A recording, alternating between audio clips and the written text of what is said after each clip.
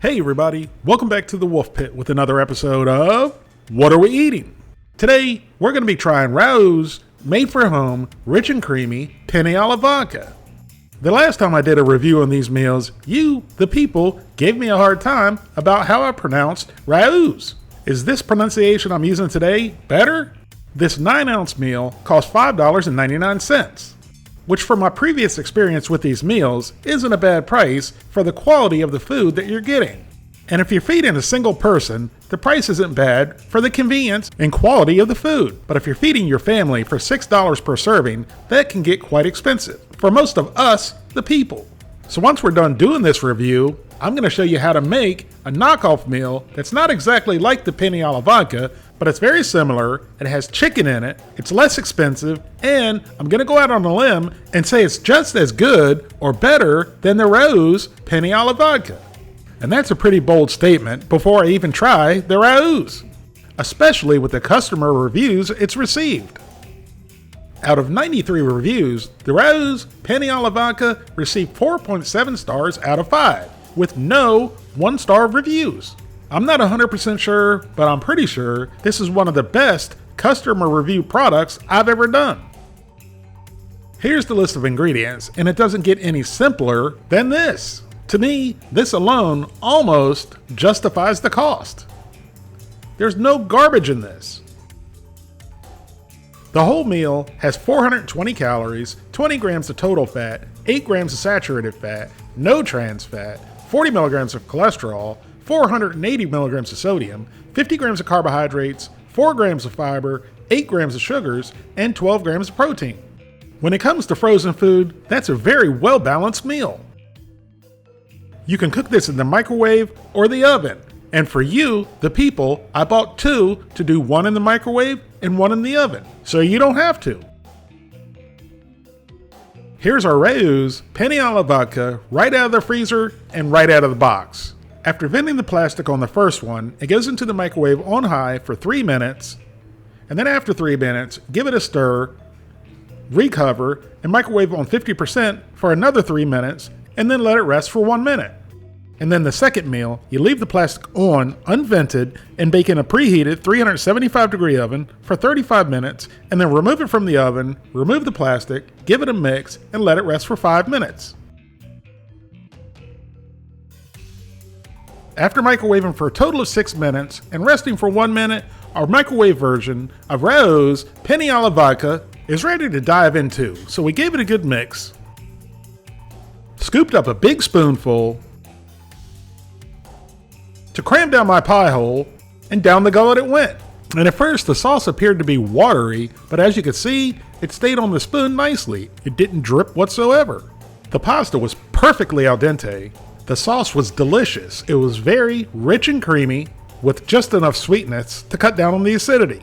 And then all of that deliciousness was followed by the salty, nutty, funky flavor of the Parmesan and the Romano cheeses. This is an extremely well-balanced, flavor-wise meal. The only thing I think was missing in this meal was a protein. I like meat in almost every meal I eat. But regardless of it being meat-free, I'm still giving Rao's made-for-home microwave version of their Penne alla Vodka an 8 out of 10.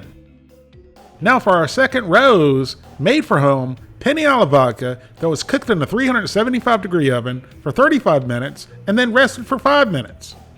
It looks like it might be a little bit thicker than the microwave version. So we scooped up a big old spoonful, shoved it into my pie hole, and down the gullet it went. And just like the microwave version, it was absolutely delicious. The pasta was perfectly al dente, the sauce was rich and creamy, followed by the salty, nutty, funky flavors of the Parmesan and Romano cheeses. The flavors and the texture were no different than being cooked in the microwave or the oven. Both were absolutely delicious, which is why the oven version of the Rao's Penne alla Vodka gets an 8 out of 10 as well. Now for my version of a very similar dish, but definitely not the same, that is equally good, maybe even better than the Rao's Penne alla Vodka, but my version includes chicken and makes 6 servings that cost under $3 per serving. Now let's make a rich and creamy chicken Penne alla Wolf Pit. Starting in a large skillet over medium-high heat, add about a tablespoon of olive oil, followed by 6 cloves of rough chopped garlic. Saute for about 2 minutes or until the garlic becomes fragrant. Then add 1 28-ounce can of crushed tomatoes and 1 28-ounce can of tomato sauce.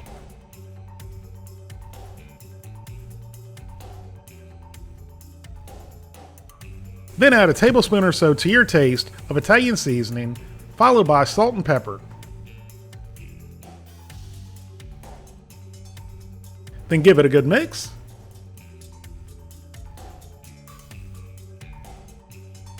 And then add about a teaspoon of sugar, which will cut down on the acidity from the tomatoes. Followed by 1 28-ounce can of water. Then add 2 pounds of chicken breasts that are cut up into bite-sized pieces. If you have time and want to add more flavor, saute the chicken first. Now give it all a good mix. And then add 1 pound of uncooked penne pasta. Then give it all a good mix, bring it up to a simmer, and then reduce the heat to medium, cover, and let everything cook for about 15 minutes. Once the chicken and the pasta are fully cooked, add 1 block of full-fat cream cheese. Don't even think about using low-fat or fat-free cream cheese. If your life is that bad, you might as well just eat a piece of tofu.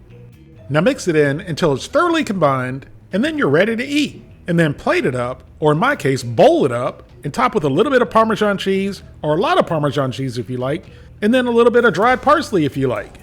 And if you happen to be one of those people who isn't a fan of cream cheese, just trust me on this one.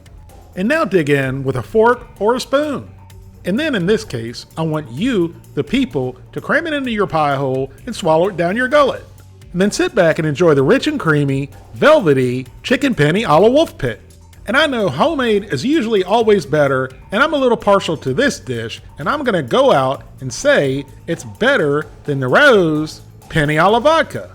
But don't take my word for it. I want you, the people, to try the Rose and then try the Wolf Pit's version and see which version you like the best. If you do happen to give it a try, please let me know. Thank you all very much for watching. Please don't forget to like this video and subscribe, and I'll see you soon.